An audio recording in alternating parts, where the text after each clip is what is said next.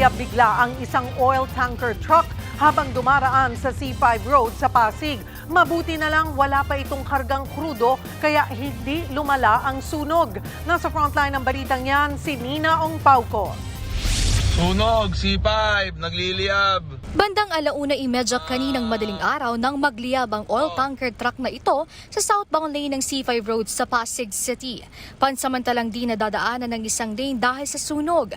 Agad rumisponde ang mga bumbero.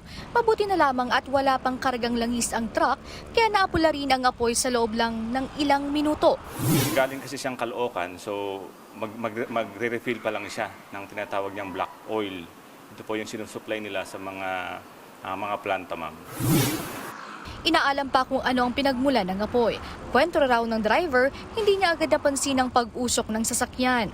Allegedly, ma'am, sabi ng driver, so parang tinuro na lang sa kanya ng mga kasabayan niyang truck driver na nagmumula yung usok doon sa may bandang headlight. Tapos mabilis na kumalat, ma'am, yung apoy. So nag-try naman siya mag-extinguisher kasi meron daw siya, pero hindi na rin kinaya. Tumagal ang 1.5 oras bago na ialis ang oil tanker trucks sa lugar.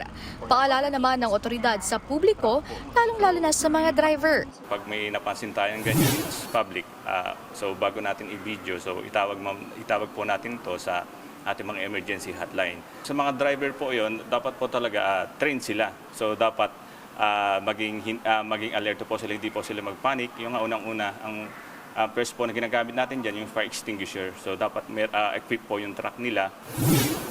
Ligtas naman ang driver ng oil tanker. Tumagi na siyang magbigay ng pahayag. Nagbabalita mula sa frontline, Nina Ongpauco, News 5. Mga kapatid, Cheryl Cosing po. Maging maalam at may pakialam sa mga napapanahong issue at headlines. Mag-follow at mag-subscribe na sa social media pages ng News 5.